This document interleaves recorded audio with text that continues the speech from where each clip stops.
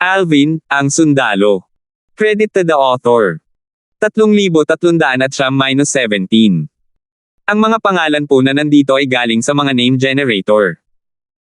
Kung meron man pagkakatulad sa mga pangalan ng tao o lugar at pangyayari, ito ay tunay na hindi sinasadya.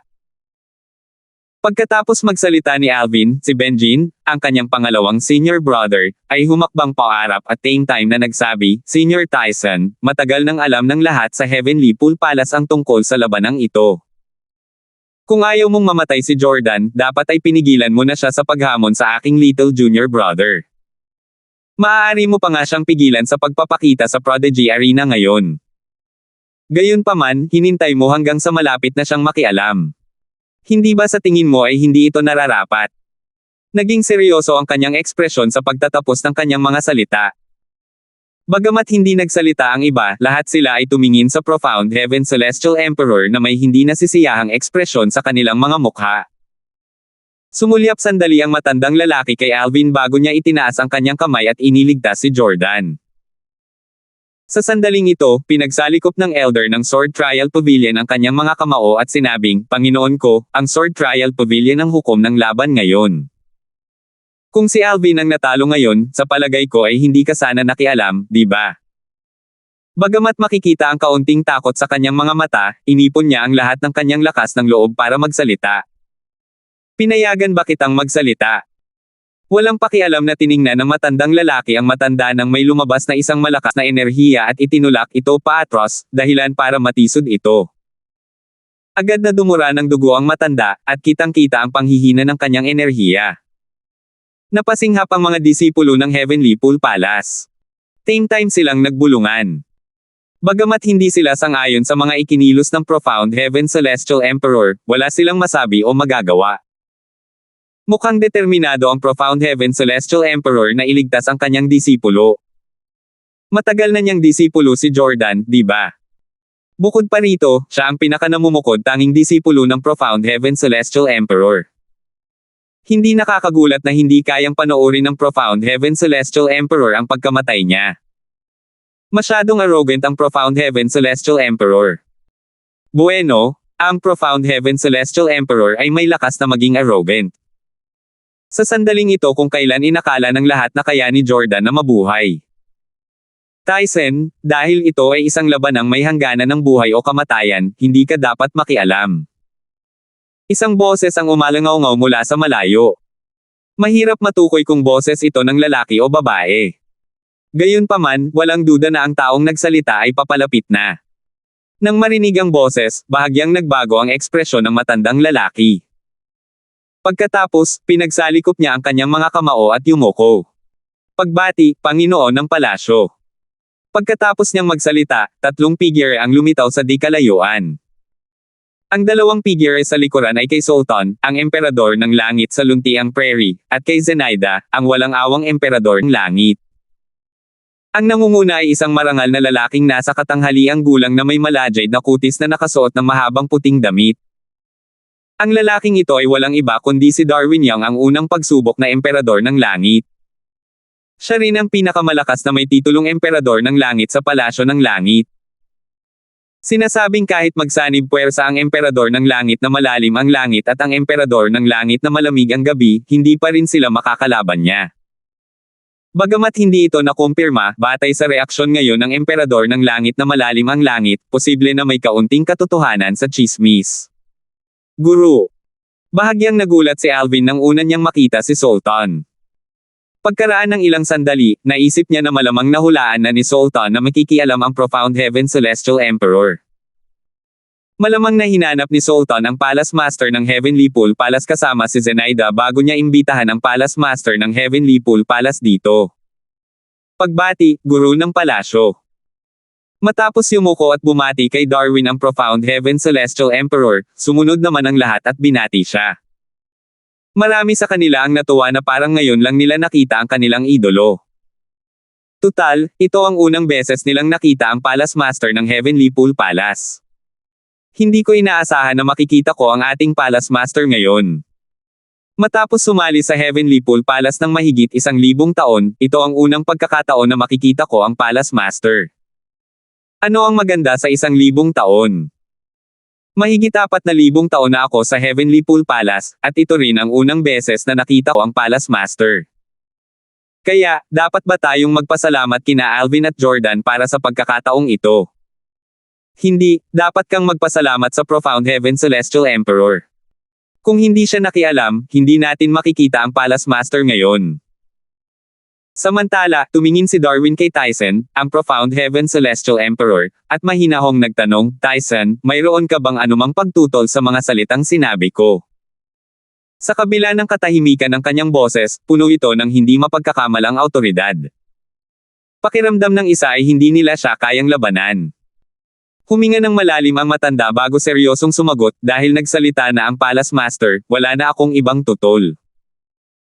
Pagkatapos noon, pinagsalikop niya ang kanyang mga kamao kay Darwin bago muling nagsalita, Palace Master, kung wala nang iba pa, aalis na ako. Matapos bahagyang tumango si Darwin, tila naging isang guhit ng liwanag si Tyson bago ito naglaho sa harap ng lahat. Kasunod nito, inilipat ni Darwin ang kanyang tingin kay Alvin matapos niyang sulyapan ang nawawalan ng pag-asa na si Jordan. Ikaw si Alvin.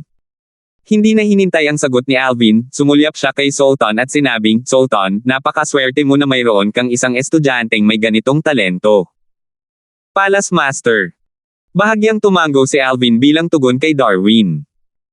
Dahil ito ay isang labanang may pagitan ng buhay o kamatayan, umalis ka na lamang sa Prodigy Arena pagkatapos mapagpasyahan ang buhay o kamatayan. Umalis si Darwin sa isang kisap mata matapos iwan ang mga salitang ito. Hindi rin nagtagal sina Sultan at Zenaida at agad na umalis. Pagkatapos umalis ni Darwin, hindi napigilan ng mga manghang-manghang disipulo ang paghanga sa kanya. Ang astig ng Palace Master. Napaalis niya ang Profound Heaven Celestial Emperor sa isang pangungusap lang. Siyempre naman. Ang Palace Master ang master ng isang puwersang nasa antas langit sa teritoryong walang hanggan ng Boundless Heaven. Hindi lang siya nakapag-fusion ng ilang 2 profundity fusion, kundi nakapag-fusion din siya ng 3 profundity. Hindi siya mas mababa sa mga nangungunang Celestial Emperor sa Boundless Heaven. Malakas ang Profound Heaven Celestial Emperor, pero wala siyang laban sa Palace Master. Masayang pinag-uusapan pa rin ng mga disipulo si Darwin ng isang malungkot na sigaw ang nakakuha ng kanilang atensyon. Malamig na nakatitig si Alvin kay Jordan na nakahawak sa mga sanga ng Pine Willow Divine Tree sa sandaling ito.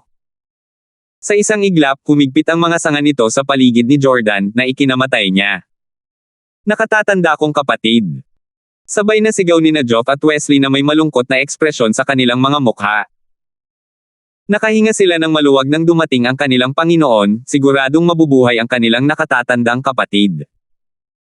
Sino ang mag-aakala na iimbitahan ng Verdant Prairie Celestial Emperor at ng walang awang Celestial Emperor ang Palace Master ng Heavenly Pool Palace? Sa presensya ng Palace Master, paano kaya magagawa ng kanilang Panginoon ang anumang bagay? Gayunpaman, sa kabila ng pagiging handa sa pag-iisip, labis pa rin silang naapektuhan ng pagkamatay ni Jordan. Bagamat si Jordan ay isang mapangapi sa mga tagalabas at kasuklam-suklam sa ilan sa kanyang mga kilos, palagi siyang naging mabuti sa kanyang mga kababayan. Kaya naman, may mga taong tunay na nagluksa sa kanyang pagkamatay. Tapos na rin sa wakas. Nakaramdam ng kilabot ang mga disipulo ng Heavenly Pool Palace habang pinapanood nila si Alvin na patayin si Jordan. Nang makabawi sila ng katinoan, tiningnan nila si Alvin ng may takot na ekspresyon sa kanilang mga mukha. Isa ba talaga si Alvin sa isang 5-element Celestial Lord? Paano mapapatay ng isang 5-element Celestial Lord ang isang Celestial Emperor na naunawaan na ang lahat ng lalim hanggang sa antas ng Mastery at pinag-isa ang Explosion Profundity at ang Corrosive Profundity? Hindi ako maniniwala kung hindi ko ito nasaksihan ng aking mga mata. Tama. Sino ang mag-aakala na sa napakalaking agwat sa pagitan ng kanilang mga cultivation base, kaya pa rin niyang patayin si Jordan? Hoy, hindi ba't ibig sabihin nito ay pinalitan na ni Alvin si Jordan bilang isa sa nangungunang 5 kahangahangang disipulo sa Heavenly Pool Palace? Wow! Dahil dito, 2 sa mga kahangahangang disipulo ni Sultan ay 2 sa nangungunang 5 kahangahangang disipulo sa Heavenly Pool Palace. Ang Verdant Prairie Celestial Emperor ay tunay na isang matagumpay sa buhay. Hindi lamang ang kanyang anak na babae ay napakatalentado, kundi pati na rin ang kanyang 2 kahangahangang disipulo ay napakatalentado rin. Nang marinig ang mga usapan sa kanyang paligid, mas lalong nasabik si Alvin na makilala ang kanyang panganay na senior sister. Ano kaya ang hitsura ng panganay na senior sister? Ang tanging alam lang ni Alvin tungkol sa kanyang panganay na senior sister sa ngayon ay ang pagiging napaka-protektado nito sa kanyang mga nakababata, ngunit tinutokso niya sila at nagrereklamo na sila ay walang silbi at may talento. Higit sa lahat, sinasabing ang kanyang lakas ay maihahambing sa isang may titulong Celestial Emperor. Samantala, si Junlei na nakatayo sa likod ng isang grupo ng mga disipulo ay napangisi habang pinapanood si Alvin na bumalik sa tabi ni Tanya at ng kanyang mga nakatatanda. Mas lumamig ang kanyang tingin nang makita niya ang babaeng inaasam-asam niya na nakahawak sa mga braso ni Alvin. Hindi ko inaasahan na magiging ganito siya kalakas. Mukhang mahihirapan siyang alisin. Dapat muna akong huminahon. Kung hindi matatapos ni Winston ang misyon, kailangan kong mag-isip ng ibang paraan para patayin siya. 3,310. Kapatid na Alvin. Nang umalis si Alvin sa Prodigy Arena, natuklasan niyang may mali kay Tanya. Alam niya ang nasa isip nito kaya pinadalhan niya ito ng voice transmission para panatagin ito. Tanya, huwag kang mag-alala. Hahanap ako ng paraan para imbestigahan ang lokasyon ng Thousand Chains Prison ng Heavenly Pool Palace. Nang lumitaw si Darwin, ang Palace Master ng Heavenly Pool Palace, maging siya ay agad na naalala ang mga magulang ni Tanya na nakakulong, lalo na si Tanya. Ang dahilan kung bakit ibinigay ang ama ni Tanya sa Heavenly Pool Palace ng Heavenly Sword Mountain ng Solitary Destructive Heaven para sa parusa ay dahil sa katotohanang pinawalang bisa ng ama ni Tanya ang kanyang kasal sa anak ni Darwin. Sige. Mas nakaramdam ng ginhawa si Tanya matapos marinig ang mga salita ni Alvin. Sa sandaling ito, tumawa ng malakas si Hong Fei habang inilabas ang isang spatial ring at iniabot ito kay Alvin. Little junior brother, wala akong duda na hindi ka kapantay ni Jordan. Ano ito? Tanong ni Alvin, na nagtataka. Hindi niya alam kung bakit bigla siyang binigyan ni Hong Fei ng isang spatial ring. Little junior brother, mayroong 2,500,000 Royal Grade Celestial Crystals doon, masayang sabi ni Hong Fei. 2,500,000 Royal Grade Celestial Crystals. Nabigla si Alvin sa dami ng Celestial Crystals. Bagamat hindi pa niya nagamit ang Celestial Crystals pagkatapos sumali sa Heavenly Pool Palace dahil libre ang mga cultivation resources, alam niya na sa pamamagitan ng 2,500,000 Royal Grade Celestial Crystals, maaari siyang makipagpalitan ng maraming Celestial Fruits na makakatulong sa mga Celestial Lords. Ika-6 na senior brother, bakit mo ako binibigyan ng napakaraming Celestial Crystals? Hindi tinanggap ni Alvin ang spatial ring. Sinabi ni Finley, ang ika-5 nakababatang kapatid ni Alvin, sa sandaling iyon, kapatid na nakababata, tanggapin mo na lang. Ang matabang ito ay nakakolekta ng 5,000,000 Royal Grade Celestial Crystals na taya para sa laban mo kay Jordan.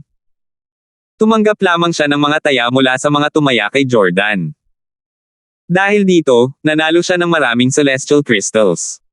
Karapat-dapat ka sa kalahati ng Celestial Crystals na napanalunan niya.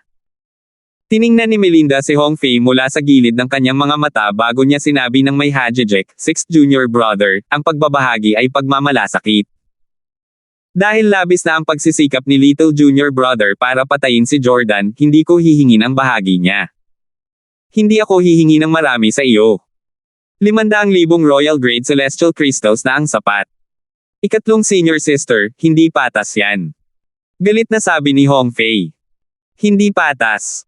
Sige, bakit hindi na lang natin ayusin ito sa isang tunggalian? Naaalala ko bago umalis ang panganay na senior sister, hiniling niya sa atin na makipag-away sa iyo ng madalas para matulungan kang umunlad, sabi ni Melinda nang may kaakit-akit ng ngiti. Wala sa mood si Hong Fei na humanga sa ngiti ni Melinda sa sandaling iyon. Mapait niyang sinabi, third senior sister, hindi ba't blackmail yan? Gayunpaman, sa huli, nagbigay si Hong Fei ng 500,000 Royal Grade Celestial Crystals kay Melinda. Hindi lang iyon, binigyan din niya ang iba pa niyang mga senior ng tig 500,000 Royal Grade Celestial Crystals. Tutal, dahil naroon sila, hindi magiging angkop kung hindi niya sila bibigyan ng bahagi. Para naman kay Finley, ibinigay niya kay Finley ang bilang ng mga Celestial Crystals na napagkasunduan nila kanina. Nang matapos ipamahagi ni Hong Fong ang mga Celestial Crystal, mapait siyang bumantong hininga. Pagkatapos ng lahat, 500,000 Royal Grade Celestial Crystals na lang ang natitira sa akin. Samantala, nang makita ang Capaiton sa mukha ni Hongfei, umiling si Alvin at nakangiting sinabi, "Ika-6 na senior brother, ang mga celestial crystal ay nararapat sa iyo. Itago mo ito." "Little junior brother, huwag kang magpalinlang sa kanya," nakangiting sabi ni Finley at sinabing, walang-wala sa kanya ang mga celestial crystal na ito. Hindi naman siya nagkukulang ng celestial crystals. Mahilig lang siyang magreklamo. Tinitigan ni Hongfei si Finley bago tumingin kay Alvin at nakangiting sinabi, "Si little junior brother lang ang tunay na nagmamalasakit sa akin. Little junior brother, panatilihin mo yan." Gaya ng sabi ng 5th senior brother, hindi naman talaga ako nagkukulang ng celestial crystals. Pagkatapos, iniabot niya ulit ang spatial ring kay Alvin. "Ika-6 na senior brother, matutulungan mo ba akong makakuha ng mga celestial fruit at celestial pills na makakatulong sa mga celestial lord? Iiwan ko sa iyo ang aking mga celestial crystal. Dahil sa aking cultivation base, ang aking pag-unawa sa batas ng kalawakan ay tumigil. Kaya naman, umaasa akong makalusot at maging isang celestial emperor sa lalong madaling panahon." Tumanggaw si Hongfei at itinago ang spatial ring. "Sige. Ipagpapalit ko ang mga celestial crystal na ito para sa mga celestial fruits at pills na kailangan mo." Tumanggaw si Hongfei at itinago ang spatial ring. Sa sandaling ito, isang boses ang umalangaw-ngaw sa hangin. "Benjin." Maya-maya pa, 2 figure ang lumapit kay Alvin at sa iba pa. Ito ay isang lalaki at isang babae. Ang babaeng tumawag kay Benjin ay nakasuot ng sombrero at isang mahabang itim na damit na nagtatago sa kanyang hubog na katawan. Lumipad siya palapit ng napakabilis. Ang lalaki ay isang magulo at walang buhok na binata na nakalaylay sa kanyang mga balikat. Nakasuot siya ng kulay abong damit, may isang kalabasa at isang mahabang tungkod na nakasabit sa kanyang baywang. Tumunog ang mga mata ni Hongfei sa tainga ni Alvin. "Little junior brother, ang dalaga ay si Fei, at ang binata ay si Santino." Fei. Santino. Narinig na ni Alvin ang dalawang pangalang ito noong nasa Heavenly Pool Palace pa siya. Si Fei, katulad ni Benjin, ay isa sa nangungunang 5 kahangahangang disipulo sa Heavenly Pool Palace, at ang lakas nito ay kapantay ni Benjin.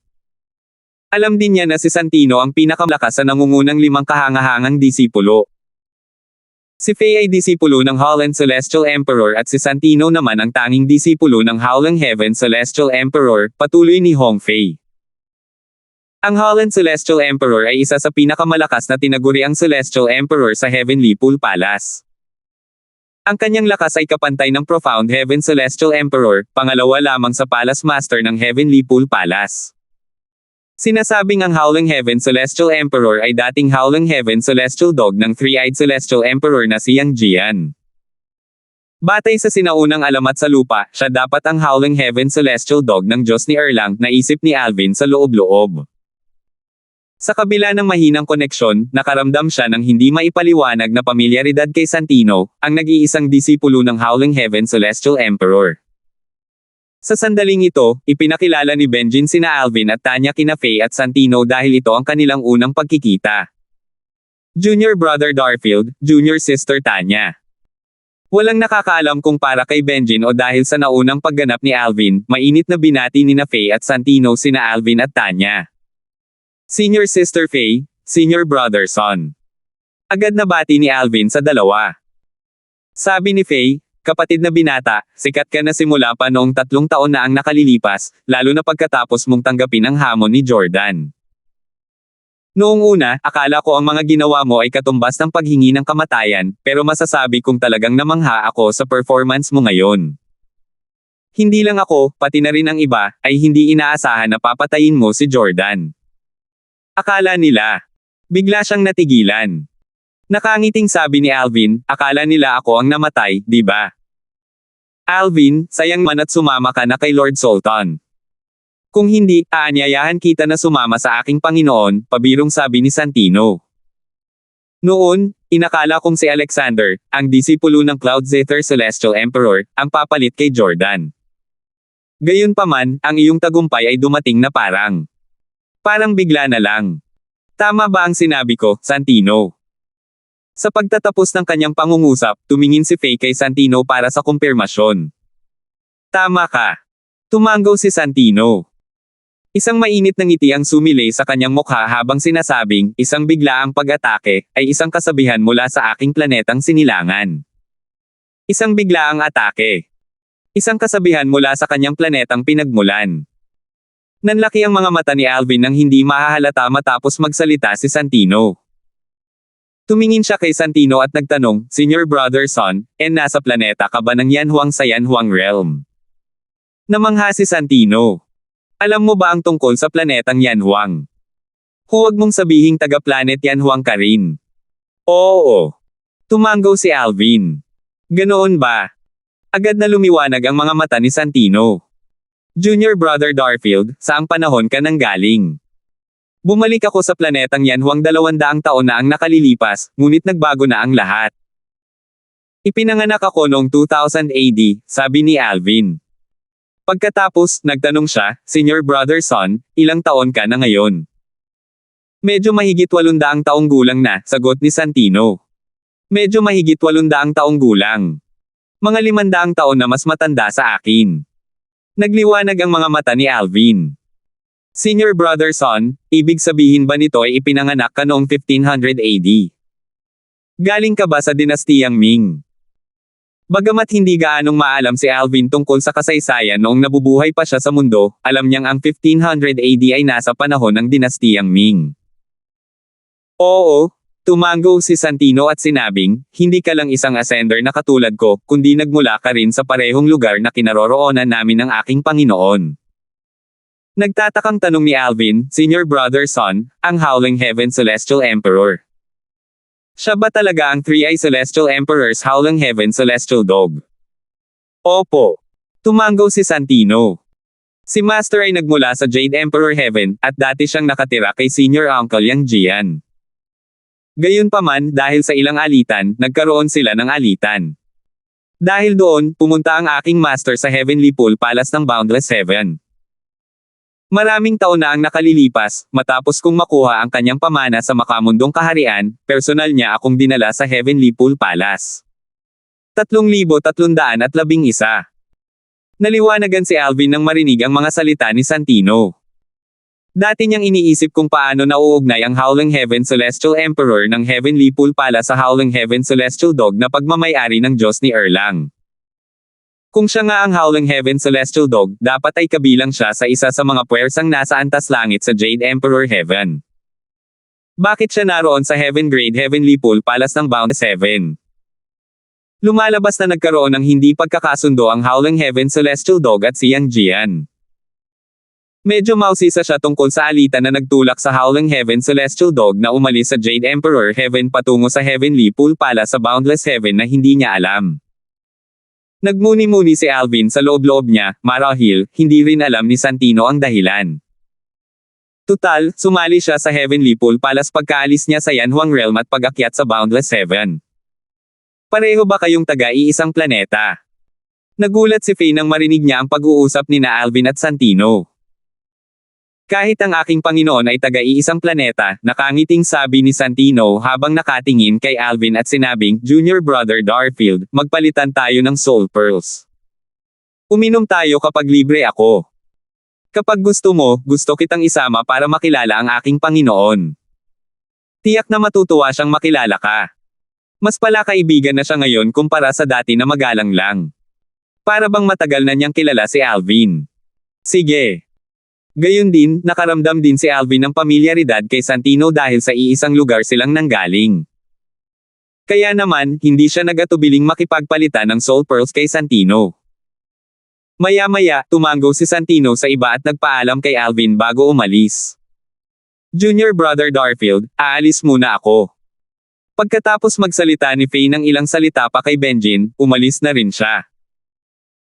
Nang ipagpatuloy ni Alvin ang kanyang paglalakbay pabalik sa cultivation ground, sinabi ni Hong Fei, Little Junior Brother, hindi mo siya lubos na mapagkakatiwalaan kahit na pareho kayong nanggaling sa iisang lugar.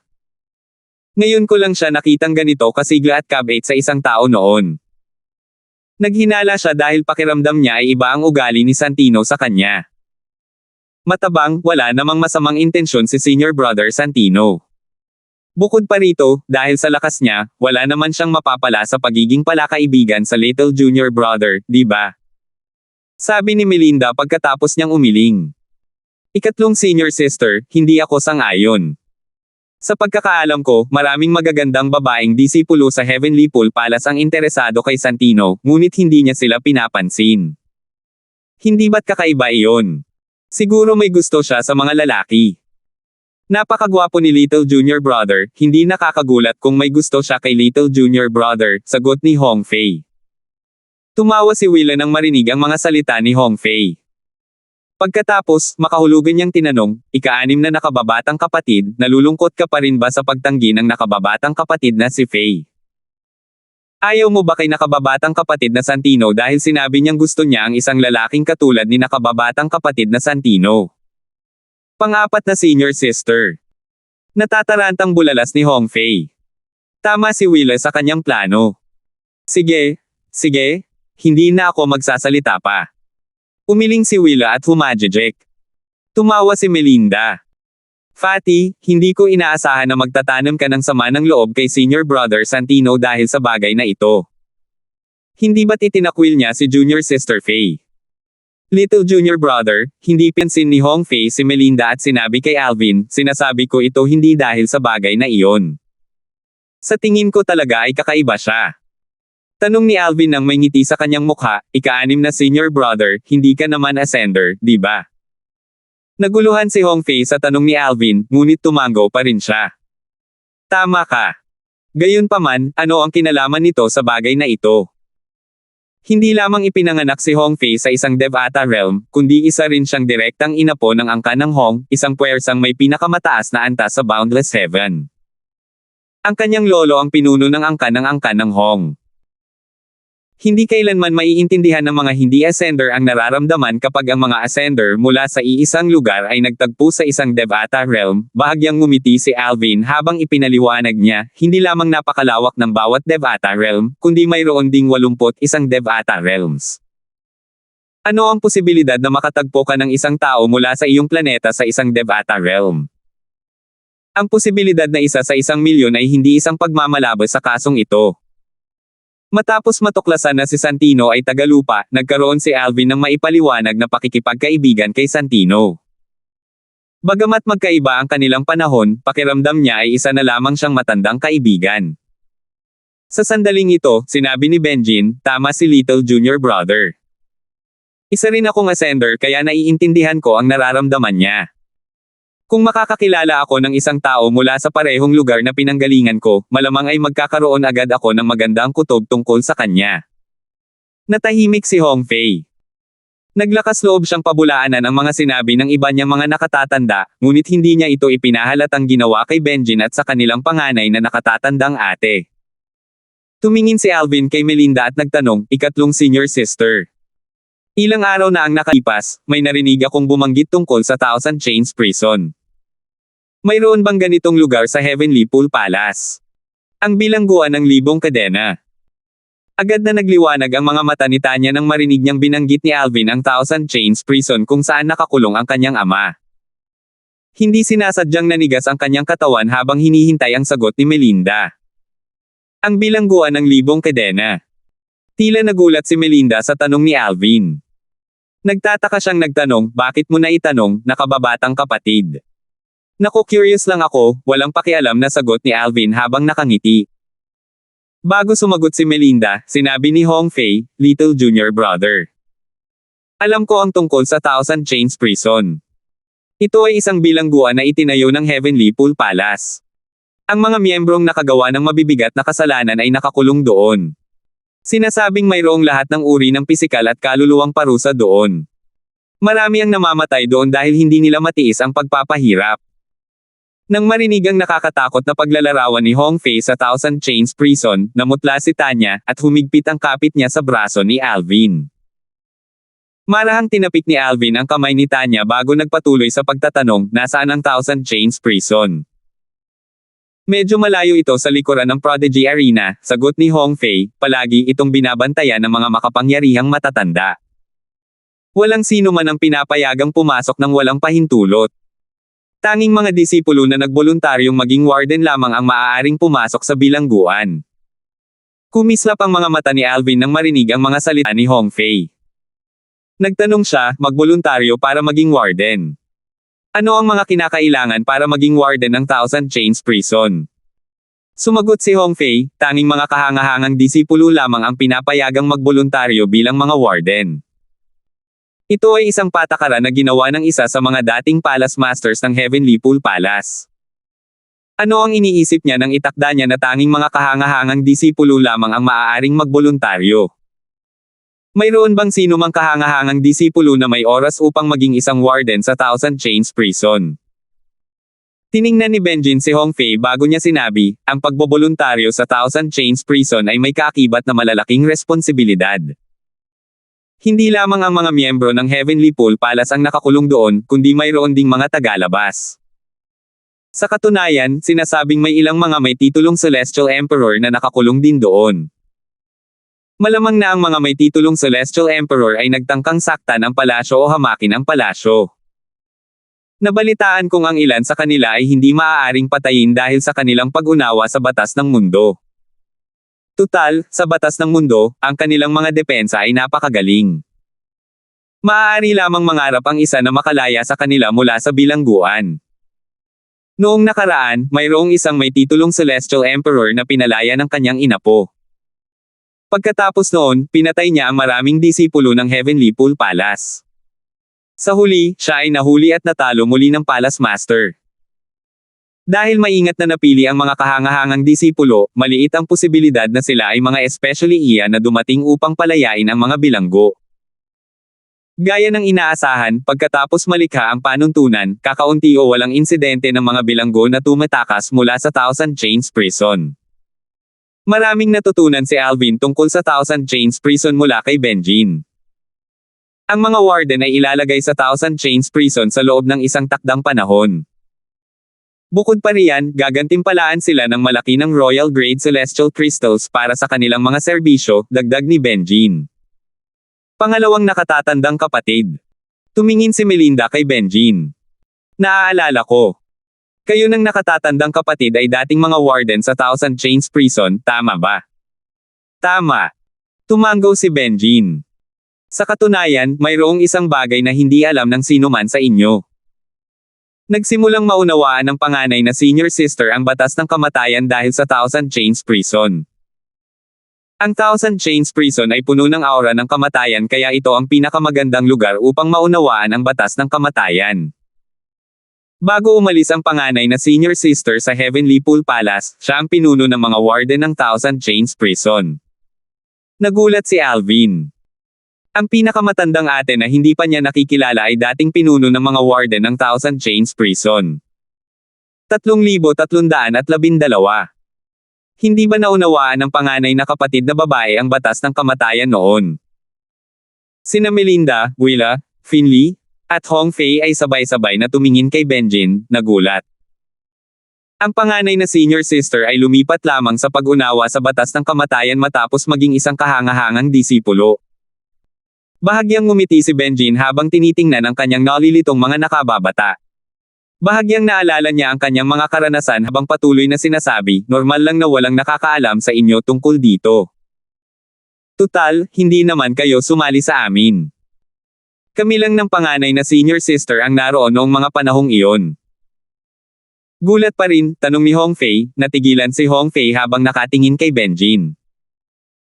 Ang pangalawang senior brother, ang pangalawang senior sister ay lubos na bihasa sa batas ng kamatayan. Hindi lamang niya naunawaan ang lahat ng lalim hanggang sa antas ng mastery, kundi kaya rin niyang pagsamahin ang tatlong lalim. Hindi ako makapaniwala na ngayon niya lang naunawaan ang batas ng kamatayan pagkatapos niya maging isang kahangahangang disipulo. Sa kabaligtaran, hindi nagulat si Alvin dahil wala siyang alam tungkol sa kanilang panganay na nakatatandang ate. Bago pa man naunawaan ng panganay na senior sister ang batas ng kamatayan, naunawaan na niya ang maraming lalim mula sa batas ng tubig hanggang sa antas ng pagiging dalubhasa, dagdag ni Benjin. Sa pagkakataong ito, hindi lamang si Hong Fei at ang iba pa ang nagulat, kundi pati na rin sina Alvin at Tanya. Naunawaan na ba ng misteryosong matandang ate ang maraming lalim mula sa batas ng tubig hanggang sa antas ng pagiging dalubhasa bago niya sinimulang unawain ang batas ng kamatayan? Inakala ni Alvin na ang kanyang kakayahan sa pag-unawa at talento sa pag-unawa sa batas ng kalawakan ay napakabihirang. Tila hindi naman ganoon ang lahat. Bukod pa rito, umasa ako sa Supreme Powerhouse Divinity upang maunawaan ang batas ng kalawakan. Kahit na magkaroon ng ilang hindi inaasahang engkwentro ang matandang ate, malabong maihambing ito sa Supreme Powerhouse Divinity.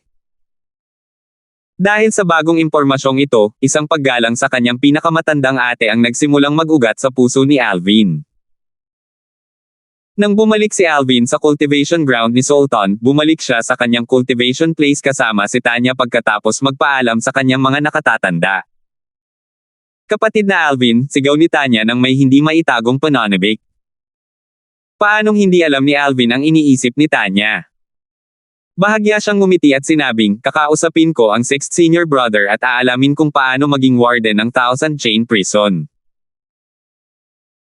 Matapos makipag-usap kay Hong Fei sa pamamagitan ng kanyang Soul Pearl, natuklasan ni Alvin na medyo simple para sa isang kahangahangang disipulo na maging warden ng Thousand Chain Prison sa pamamagitan ng kanyang Soul Pearl. Ang kailangan lang niyang gawin ay magpalista para sa posisyon, at kapag may bakante, tatawagin siya para sa tungkulin. Ang pagiging permanente ng posisyon ay natural na nakadepende rin sa uri ng bakante. Minsan, may mga warden na may mga personal na bagay na dapat asikasuhin tulad ng pagpasok sa closed-door cultivation. Sa panahong iyon, isang kahangahangang disipulo ang tatawagin bilang kapalit na warden. Tanya, mag-apply tayo para sa mga posisyon ng warden sa Thousand Chains Prison. Matapos malaman ang mga pasikot-sikot sa bagay na ito mula kay Hong Fei, hindi na nag-aksaya ng oras si Alvin at isinama na lamang si Tanya upang magboluntaryo sa Thousand Chains Prison bilang mga warden. Nang makarating sila sa Thousand Chains Pavilion na matatagpuan sa isa pang lumulutang na isla, natuklasan ni Alvin na mas liblib pa ito kaysa sa Sword Trial Pavilion. Walang anumang aktibidad ng tao sa kanilang paglalakbay dito. Swoosh! Isang bugzo ng hangin ang dumaan, hinalo at ikinalat ang mga nalaglag na dahon sa pasukan ng pavilion. Ito ang pavilion ng libong kadena. Ang Thousand Chains Pavilion ang punong himpilan ng Thousand Chain Prison. Dito nagpaparehistro ang isang tao para maging warden. Dahil mayroon lamang 100 mahuhusay na disipulo sa Heavenly Palace at tanging mga mahuhusay na disipulo lamang ang maaaring mag-apply para maging warden, ang proseso ng pagpaparehistro ay napakasimple. Mukhang abandonado na, bulong ni Alvin sa loob habang papasok sila sa pavilion. Maalikabok ito at may mga sapot ng gagamba na nakasabit kung saan-saan. Tila matagal nang walang nakapunta sa lugar na ito. May tao ba rito? Sigaw ni Alvin. Langit-ngit. Pagkarinig pa lang ng boses ni Alvin, umalangaw-ngaw ang tunog ng paglangit-ngit ng pinto mula sa kaibuturan ng pavilion. Isang matandang at walang emosyong boses ang umalangaw-ngaw sa hangin. Nandito ka ba para mag-apply bilang warden? Oo, sagot ni Alvin. Ang pambihirang tanda ng pagkakakilanlan ng disipulo. Mabilis na inilabas ni na Alvin at Tanya ang kanilang mga identity token. Isang bugzo ng hangin ang umihip at tinangay ang kanilang mga simbolo ng pagkakakilanlan. Medyo kakaiba ito. Ikaw si Alvin. Ang pinakabagong kahangahangang disipulo na sumali kay Sultan. Talagang may talento ka. Di nagtagal, ibinalik sa kanila ang mga token ng pagkakakilanlan ni na Alvin at Tanya. Bukod pa rito, nakatanggap sila ng 2 itim na token na kumikinang sa mahinang pulang ilaw. Ang kanilang mga pangalan at ang mga salitang libong bilangguan ng kadena, ay nakaukit sa likod ng mga token. Bumalik na ba ang babaeng iyon, si Yana? Muling umalangaw-ngaw sa ere ang boses ng matanda nang kunin ni na Alvin at Tanya ang kanilang mga token. Yana. Naguguluhan na tanong ni Alvin. Hindi mo nga alam ang pangalan ng iyong pinakamatandang ate. Hindi ba't nandito ka para maging warden dahil ang iyong pinakamatandang ate ay ang punong warden ng Thousand Chains Prison at para maunawaan ang batas ng kamatayan sa life or death platform? Bagamat hindi lumitaw ang matandang lalaki sa harap ni na Alvin at Tanya, parang nakikita niya sila. Gayunpaman, hindi man lang naramdaman ni Alvin ang anumang banal na kamalayan. Sino ang matandang ito? Base sa mga salita ng matanda, malinaw na ang plataporma ng buhay o kamatayan ay kung saan mauunawaan ng isang tao ang batas ng kamatayan sa Thousand Chains Prison. Maya-maya, magalang na nagtanong si Alvin, "Senior, maaari ko po bang malaman kung sino kayo?" "Ako." Nanatiling tahimik ang matanda bago sumagot, "Isa na raw akong patay na tao." Kasunod noon, ang tunog ng pagsara ng pinto ay umalingaw-ngaw sa hangin. Ilang beses na sinubukan ni Alvin na tumawag, ngunit hindi na siya sinasagot ng matanda. Kasunod nito, sinubukan niyang hanapin ang matanda sa pamamagitan ng kanyang banal na kamalayan ngunit natuklasan niyang hindi ito makapasok. "Senior, aalis na ako." Dahil hindi sumasagot ang matanda, hindi na nagtagal pa si Alvin sa pavilion. Bukod dito, nakamit din niya ang kanyang layunin na pumunta rito matapos matanggap ang token ng warden. Sabi niya, "Tanya, pumunta tayo sa Thousand Chains Prison." Para maging warden ng Thousand Chains Prison, kailangan munang kumuha ng token ng warden mula sa Thousand Chains Pavilion bago magparehistro sa Thousand Chains Prison. Pagkatapos nito, kapag may bakante, tatawagan sila para gampanan ang mga tungkulin. Ang Thousand Chains Prison ay matatagpuan sa di kalayuan sa likod ng Prodigy Arena. Isang malaking lumulutang na isla ang makikita sa himpapawid sa ibabaw ng isang matayog na bundok. Ang isla ay tila nababalot ng maraming makakapal na kadena. Ang bundok ay inukit na may maraming masalimuot at hindi maintindihang mga padron at salita. Ang bilangguan na may libong kadena. Ang mga salitang libong bilangguan ng kadena ay nakasabit sa harap ng bundok na tumatakip sa kalahati ng bundok. Katulad ng isla, maraming kadena ang gumagapang sa buong bundok. Sa gitna ng bundok, mayroong isang pasukan na tila patungo sa isang kuweba. Ang pasukan ay napakaganda ng dekorasyon na tila ito ang pasukan sa isang marangyang palasyo. "Ito siguro ang pasukan papunta sa Thousand Chains Prison," sabi ni Alvin kay Tanya. Bahagyang may bahid ng pananabik ang makikita sa mga mata ni Tanya habang nakatitig siya sa Thousand Chains Prison. Bahagyang nanginig ang kanyang katawan habang pilit niyang pinipigilan ang kanyang emosyon. Nakangiting sabi ni Alvin, "Tanya, papasok na tayo pagkatapos mong kumalma ng kaunti." Bahagyang tumango si Tanya. Pagkatapos ng 12 paghinga, sa wakas ay nagawa na rin niyang kumalma. Tara na. Sa pasukan, nakita ni na Alvin at Tanya ang 4 na matandang lalaki na nagbabantay sa pasukan. Nakatayo sila ng tig-2 sa magkabilang gilid ng pasukan. Bago pa makapagsalita ang dalawa, may banta ng sinabi ng isa sa mga matatanda, "Hindi pinapayagang pumasok sa Thousand Chains Prison ang mga hindi autorisadong tauhan."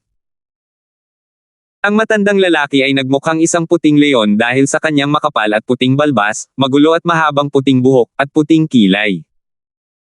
"Elder, kami ay mga kahangahangang disipulo na nag-apply lang para maging mga warden ng Thousand Chains Prison." Inilabas ni Alvin ang kanilang mga token bilang warden at ibinigay sa matanda. Matapos matanggap ang mga token, inikot ng matanda ang mga token para tingnan. Tila bahagyang nanlaki ang kanyang mga mata nang makita ang pangalan ni Alvin. "Ikaw si Alvin." Ang pumatay kay Jordan, ang pinakamatandang disipulo ng Profound Heaven Celestial Emperor sa Prodigy Arena ngayon. Gulat na tumingin ang matanda kay Alvin. Bagamat wala siya sa Prodigy Arena, kumalat na ang balita tungkol sa labanan ni Alvin sa buong Heavenly Pool Palace. 3,313. "Senior, kilala mo ba ako?" Tanong ni Alvin sa 2 matandang lalaki na halatang gulat na gulat. "Dapat ay narinig ka na ng lahat ng tao sa Heavenly Pool Palace," nakangiting sabi ng matandang lalaki, na hindi pala kaibigan noong una, dahil ikaw ang little junior brother ni Head Warden Shu. Ang Thousand Chains Prison ay maituturing na pangalawang tahanan mo sa Heavenly Pool Palace. Ang Thousand Chains Prison ay maituturing ko bang pangalawang tahanan ko?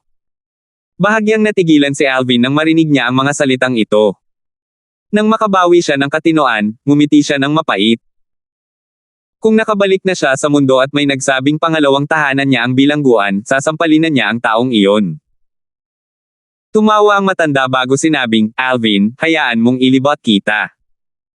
Ito siguro ang unang beses mo sa Thousand Chains Prison. Pagkatapos kitang ilibot, dadalhin kita sa Internal Affairs Pavilion para irehistro ang iyong warden token. Kapag may bakante, ipapaalam ko ito sa iyo. Gayunpaman, dahil ang iyong head warden na si Shu ang nakababatang kapatid, maaari mong bisitahin ang Thousand Chains Prison kahit kailan mo gusto kahit na wala ka sa duty. Bahagyang nagulat si Alvin nang marinig ang mga salita ng matanda. Hindi niya inaasahan na ang posisyon at reputasyon ng kanyang panganay na nakatatandang ate ay magbibigay sa kanya ng ganitong pribilehiyo. Pagkatapos ng ilang sandali, sumagot siya ng nakangiti, salamat, nakatatanda. Tila nasiyahan ng matanda sa kung gaano kagalang si Alvin. Ang kahangahangang disipulong ito na may magandang kinabukasan ay hindi siya minamaliit dahil isa lamang siyang elder na nagbabantay sa Thousand Chains Prison. Tutal, ang elder ay isa lamang ordinaryong miyembro ng Heavenly Pool Palace. Hindi man lang siya kasing lakas ni Jordan na pinatay ni Alvin. Kaya naman, alam niyang mas malakas si Alvin kaysa sa kanya. Gayunpaman, hindi nagpanggap si Alvin, sa halip ay magalang siyang tinatrato. Paanong hindi siya matutuwa? Tara na. Sumenyas ang matandang lalaki kina Alvin at Tanya bago sila inakay papasok sa Thousand Chains Prison. Madilim ang Thousand Chains Prison at maraming bundok. Tila nababalutan ng mahinang pulang ilaw ang buong lugar. Makikita ang mga haliging metal sa gilid ng mga bundok upang suportahan ang mga istruktura ng gusali. Matapos maglakad sa isang malawak na landas, pinangunahan ng matanda sina Alvin at Tanya sa isang maluwang na liwasan. Sa dulo ng liwasan ay may isa pang landas. Bukod sa landas na ito, wala nang ibang mga landas. Sa sandaling ito, sinabi ng matanda ng may bahagyang ngiti, Alvin, ito ang Deadly Square ng Thousand Chains Prison. Ang Deadly Square. Nagtataka si Alvin. Base sa pangalan ng plaza, tila mapanganib na lugar ito. Sabi ng matanda, sigurado akong nagtataka ka tungkol sa pangalan ng plaza, hindi ba? Oo. Tumanggaw si Alvin. Tinatawag itong Deadly Square dahil mayroon itong killing formation na kayang malubhang makapinsala sa mga tinatawag na Celestial Emperor. Ang mga ordinaryong Celestial Emperor ay walang pagkakataong mabuhay sa killing formation, lalo na iyong mga nasa ibaba ng antas ng isang Celestial Emperor. Kaya nga ito tinawag na Deadly Square, paliwanag ng matanda. Maaari itong malubhang makapinsala sa mga may titulong Celestial Emperor at ang mga nasa ibaba ng entablado ng isa Celestial Emperor ay tiyak na mamamatay. Huminga ng malalim si Alvin nang marinig ang mga salita ng matanda. Agad siyang nag-iingat sa kanyang paligid. Nang makita ang reaksyon ni Alvin, kumajejek ang matanda at sinabing, huwag kang mag-alala. Hindi mo mapapagana ang killing formation sa Deadly Square. Tanging ang mga bilanggo na nagtatangkang tumakas ang makakapagpagana ng killing formation. Kahit na nasa plaza tayo kapag pinaganya ito, hindi tayo masasaktan. Nakahinga ng maluwag si Alvin nang marinig ang mga salitang ito. Batay sa mga salita ng matanda, nahulaan niya na ang killing formation ay dapat naglalaman ng mga aura ng dugo o kaluluwa ng mga bilanggo sa Thousand Chains Prison para partikular nitong targetin ang mga bilanggo na nagtatangkang tumakas. Pagkaalis sa Deadly Square, naglakbay sila sa isang mahabang landas bago nakarating sa harap ng isang katamtamang laki ng pavilion. Isang plaque na may nakasulat na Internal Affairs Pavilion, ang nakasabit sa pasukan ng pavilion. Ipaparehistro ko kayo. Sabi ng matandang lalaki habang inihahatid sina Alvin at Tanya papasok sa pavilion. Ang proseso ng pagpaparehistro ay kinabibilangan lamang ng pagpapakita nina Alvin at Tanya ng kanilang mga token ng warden sa isang elder sa Internal Affairs Pavilion. Kasunod nito, itinatala ng elder ang kanilang mga pangalan at nagpapalitan ng soul pearls, na magbibigay daan sa elder na kontaken sila kung saan may mga bakanting posisyon. Kung hindi sila makakapag-report para sa tungkulin, ipapatawag ng elder ang susunod na tao sa listahan. Para mailagay muli sa listahan, kailangan nilang makipag-usap muli sa elder. Medyo pala kaibigan ang matanda sa Internal Affairs Pavilion. Sabi niya, Alvin, dahil ikaw ang little junior brother ni Head Warden Shu at isang warden ng Thousand Chains Prison, maaari kang pumunta rito kahit na hindi ka naka-duty. Maaari kang pumunta sa life or death platform para maunawaan ang batas ng kamatayan kung nais mo. Gayunpaman, ang lugar kung saan nakakulong ang mga bilanggo ay mahigpit na bawal kapag hindi ka naka-duty. Tanging ang Head Warden lamang ang may awtoridad na pumasok sa bilangguan. Tumanggo si Alvin. Nagpatuloy ang matanda sa pagsasabing, gayunpaman, dahil baguhan ka lang, pinapayagan kang maging pamilyar sa bilangguan ng isang beses. Karaniwan, kailangan mong magpa-appointment ng maaga para bumisita at maging pamilyar sa bilangguan. Dahil ikaw ang nakababatang kapatid ni Head Warden Shu, gagawa ako ng exception. Agad na nagliwanag ang mga mata ni na Alvin at Tanya nang marinig ang mga salitang ito. Salamat, Elder. Sa sandaling ito, tiningnan ng Elder ng Internal Affairs Pavilion ng Elder na naghatid sa dalawa rito at sinabing, ipakita mo sa kanila ang paligid ng bilangguan at ipaliwanag ang sitwasyon sa loob. Pagkatapos niyang magsalita, naghagis siya ng token sa matanda. Matapos mahuli ng matandang lalaki ang token, sinenyasan niya sina Alvin at Tanya na sumunod sa kanya. Sandaling nanatili ang mga mata ni Alvin sa itim na token na natanggap ng matanda. Ang token ay may taglay na malamig at mapang-ipang aura. Sigurado siyang ang token ay naglalaman ng maraming uri ng mga pormasayon.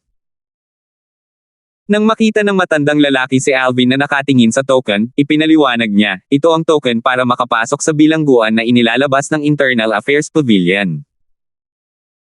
Ang token na ito ay naglalaman ng ating mga soul aura mula sa ating mga soul pearl para malaya tayong makapasok sa bilangguan. Ang mga walang token na ito ay hindi makakapasok sa bilangguan. Sa lahat ng natutunan niya sa ngayon, malinaw sa kanya na ang Thousand Chains Prison ay mahigpit na binabantayan. Para bang nababasa ng matanda ang nasa isip ni Alvin, paliwanag niya, noon, ang Thousand Chains Prison ay walang gaanong mga patakaran at paghihigpit. Gayunpaman, matapos makatakas ang isang bilanggo, isang may titulong Celestial Emperor, at pumatay ng maraming disipulo ng Heavenly Pole Palace noon, nagsimulang maglagay ang palasyo ng mahigpit na mga paghihigpit sa bilangguan at limitahan ang mga may akses sa bilangguan. Ano ang mga tungkulin ng warden ng Thousand Chains Prison? Tanong ni Alvin. Ang mga warden ang dapat mga siwa at magbantay ng mabuti sa mga bilanggo. Mahalagang iulat agad ng warden ang anumang abnormalidad sa isang bilanggo sa Internal Affairs Pavilion, sagot ng matanda. Nakikita ko. Ilang warden ang naka-duty? Patuloy na tanong ni Alvin. Magkakaroon ng 6 na warden na naka-duty, at hahatiin sila sa mga grupo na tig-2. Bawat isa sa kanila ay mamamahala sa pagbabantay at pagpapatrolya sa isang bahagi ng bilangguan. Ang mga bilanggo ay pinaghihiwalay at inilalagay sa iba't ibang seksyon ayon sa kanilang pagkakakilanlan. Nariyan ang lugar para sa mga may titulong Celestial Emperor, ang lugar para sa mga nasa ibaba ng entablado ng isang may titulong Celestial Emperor, at ang lugar para sa mga disipulo at elder ng Heavenly Pole Palace na nakagawa ng mga krimen. Ang mga warden ay magbabantay sa loob ng 1 taon pagkatapos ipatawag at magpapatrolya sa isang seksyon sa loob ng 4 na buwan bago lumipat sa ibang seksyon, paliwanag ng elder. Pagkatapos ng isang putukan, nagpatuloy ang matanda sa pagsasabing, dahil tanging mga mahuhusay na disipulo lamang ang pinapayagang maging warden, medyo kulang ang mga tauhan sa Thousand Chains Prison. Kaya naman, ang mga matatanda sa bilangguan ay magsisilbi ring mga warden. Halimbawa, sa 6 na warden na naka-duty ngayong taon, 3 lamang ang mga mahuhusay na disipulo. Ang 3 pa ay mga matatanda ng Thousand Chains Prison. Kayong 2 ay kailangang maghintay ng 11 buwan bago kayo ipatawag para mag-report para sa tungkulin dahil kakapalit lang natin ng mga warden. Ano man ang mangyari, hindi na kailangang mag-alala. Tiyak na magkakaroon kayo ng pagkakataon. Tutal, hindi maraming mahuhusay na disipulo ang handang pumunta rito kahit na malaki ang gantimpala. Ang mga nagboboluntaryo ay karamihan ay narito para sa life or death platform. Tulad ng nabanggit kanina ng matanda sa Internal Affairs Pavilion, malaya kayong pumunta sa life or death platform kahit kailan ninyo gusto. Ito ay isang napakagandang lugar para maunawaan ang batas ng kamatayan dahil ang Thousand Chains Prison ay naglalaman ng mga aura ng kamatayan ng hindi mabilang na mga bilanggo na sinentensyahan ng kamatayan sa life or death platform. 3,314.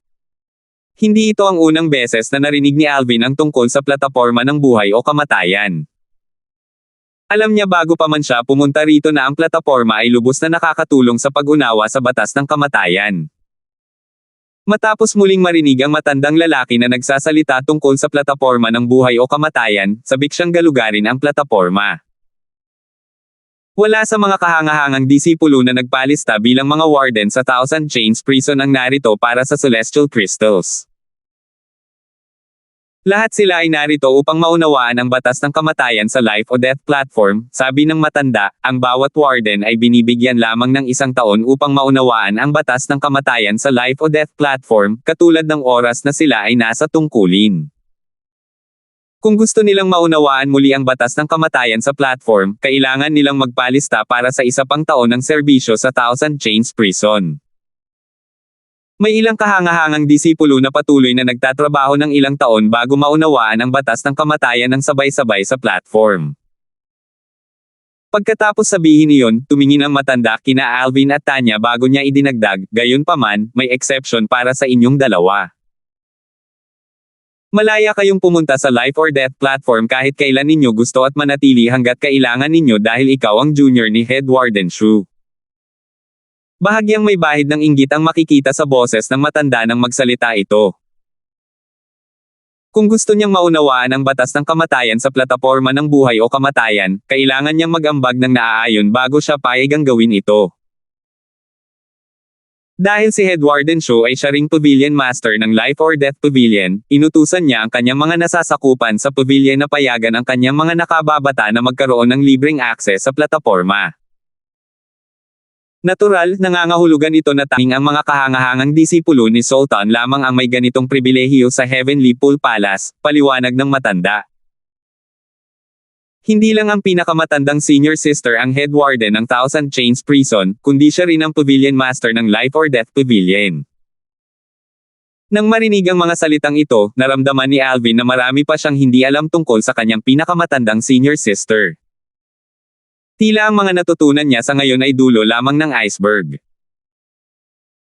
Habang patuloy na sinusundan ni Alvin ang matandang lalaki, nagtanong siya ng may kuryosidad, ilan ang mga head warden sa Thousand Chains Prison? May 3 punong warden sa Thousand Chains Prison. Sila ang namamahala sa Internal Affairs Pavilion, sa Life or Death Pavilion, at sa Purgatory Pavilion, sagot ng matanda.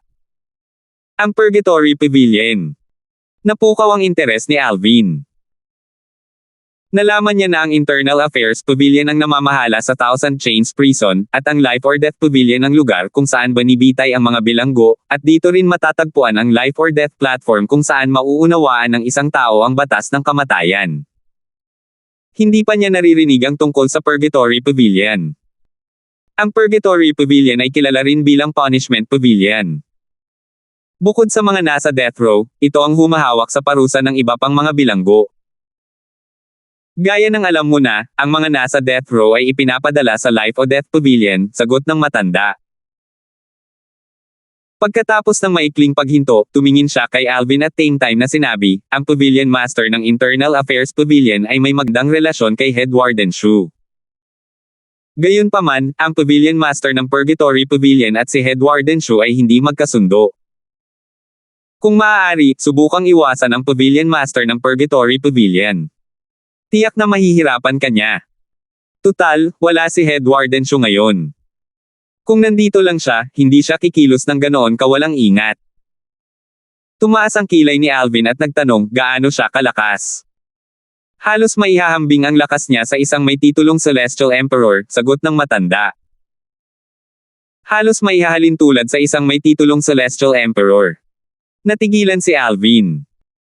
Nang makabawi siya ng katinoan, nagtanong siya, Elder, alam mo ba ang lakas ng aking pinakamatandang ate? Parang ang lakas niya ay maihahambing din sa isang may titulong Celestial Emperor. Nang marinig ang sagot, napagtanto ni Alvin na tila walang alam ang mga tao sa Thousand Chains Prison tungkol sa tunay na lakas ng kanyang panganay na senior sister. Hindi niya ito ikinagulat. Tutal, bilang mga nakababata nito, natural lamang na mas naiintindihan nila ang lakas ng kanilang panganay na senior sister kaysa sa mga tagalabas. Maya-maya, nagtanong si Alvin habang malamig na kumikislap ang kanyang mga mata, Elder Simmer, kung ang Pavilion Master ng Purgatory Pavilion Master ay dumating at naghahanap ng gulo, magkakaroon ba ng problema kung gumanti ako? Nagulat ang matandang lalaki, si Elder Simmer, sa tanong ni Alvin.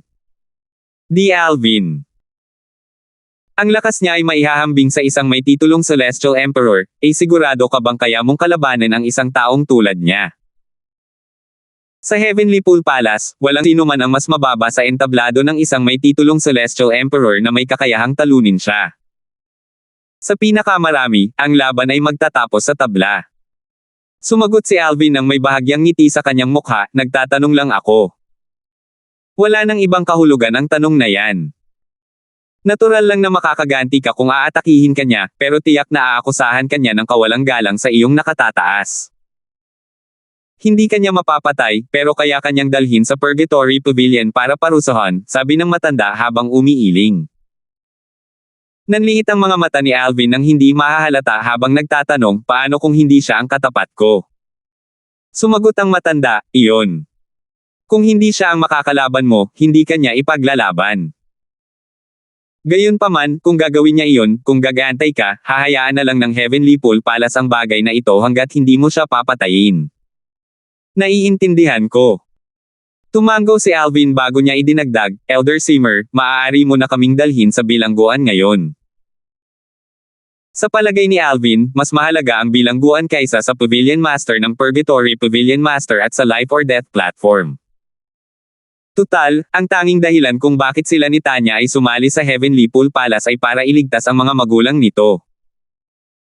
Paanong hindi magiging mahalaga ang pagbisita sa bilangguan kung halos nakumpirma na nila na ang ama ni Tanya ay nakakulong sa Thousand Chains Prison? Bagamat hindi pa nila nakumpirma ang kinaroroonan ng ina ni Tanya, malamang na nakakulong din ito sa Thousand Chains Prison. Bagamat taglay ni Tanya ang Soul Pearl ng kanyang ina, hindi taglay ng kanyang ina ang kanyang Soul Pearl. Kaya naman, kahit na makapag-usap sila sa pamamagitan ng Soul Pearls, imposibleng makontak ni Tanya ang kanyang ina. Nakuha niya ang Soul Pearl ng kanyang ina mula sa clan leader ng Zhang Clan sa Phantom Fox Clan nang bumalik sila sa overarching Spirit Heaven kasama ang mga kapatid na Zug ng Thousand Tribulation Sword Sect. Nagtatakang tanong ni Alvin, Elder Simmer. Maaari ba tayong makipag-usap gamit ang Soul Pearl sa Thousand Chains Prison? Umiling ang matanda. Hindi. Mayroong isang formation na naghihigpit sa paggamit ng Soul Pearl sa Thousand Chains Prison. Natural lang, ito ay para maiwasan ang pakikipagsabuatan ng mga bilanggo sa mga tagalabas para makatakas. Matapos makinig sa mga salita ng matanda, nagpadala si Alvin ng voice transmission kay Tanya. Kung nandito ang iyong ina, malamang na ito ang dahilan kung bakit wala kang natatanggap na anumang tugon mula sa iyong ina sa kabila ng pagpapadala ng napakaraming mensahe sa pamamagitan ng Soul Pearl. Kasunod nito, tumingin si Alvin sa matandang lalaki at nagtanong, Elder Simmer, isa sa mga nakatatandang kapatid ko ang nagsabi sa akin na may isang tao mula sa Solitary Destructive Heaven's Heavenly Sword Mountain na nakakulong sa Thousand Chains Prison ng ating Heavenly Pool Palace dahil sa pagsira sa isang alyansa ng kasal. Totoo ba? Ang ibig mong sabihin ay ang mayabang na prodigy mula sa Heavenly Sword Mountain. Nakakaawa siya, umiling ang matanda at bumantong hininga, tama, isang biyaya na nakapagpakasal siya sa isang babaeng prodigy mula sa ating Heavenly Pool Palace. Gayunpaman, sinira niya ang alyansa ng kasal dahil sa ibang babae. Paanong hindi magagalit ang Palace Master? Mabuti na lang at hindi nag-atubiling ibigay siya ng Heavenly Sword Mountain sa ating Heavenly Pool Palace. Bago pa man pumunta ang ating Palace Master sa Heavenly Sword Mountain para humingi ng paliwanag, sila na ang nagkusa na ipadala ang prodigy sa ating Heavenly Pool Palace. Nakakulong pa rin ba siya rito? Tanong ni Alvin. Oo. Tumango ang matanda. Kung interesado ka sa kanya, pwede kitang isama para makilala siya. Tunay ngang karapat-dapat siyang tawaging maipagmamalaking prodigy ng Heavenly Sword Mountain. Kahit na nakakulong na siya rito, lubos siyang nakatuon sa kanyang cultivation. Sa kasalukuyan, ang kanyang lakas ay maihahambing sa isang may titulong Celestial Emperor. Nang hamanin siya ng Pavilion Master ng Purgatory Pavilion sa isang tunggalian kamakailan, ang kanilang tunggalian ay natapos sa tabla. Nang marinig ang mga salitang ito, agad na nagliwanag ang mga mata ni na Alvin at Tanya. Sige. Nagtataka ako kung sino ang tumanggi sa kasal sa anak ng Palace Master. Sabi ni Alvin.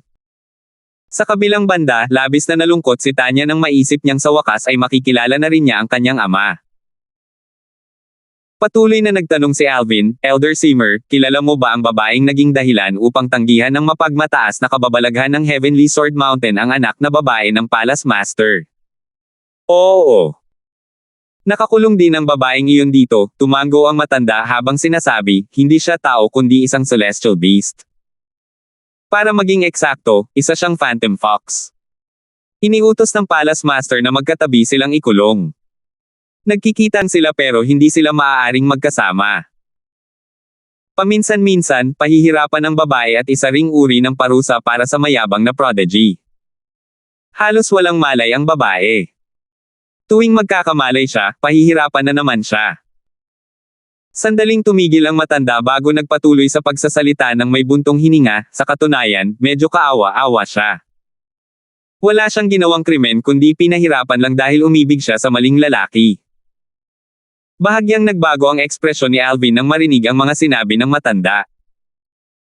Sa kabilang banda, nanginig si Tanya habang namumuo ang mga luha sa kanyang mga mata.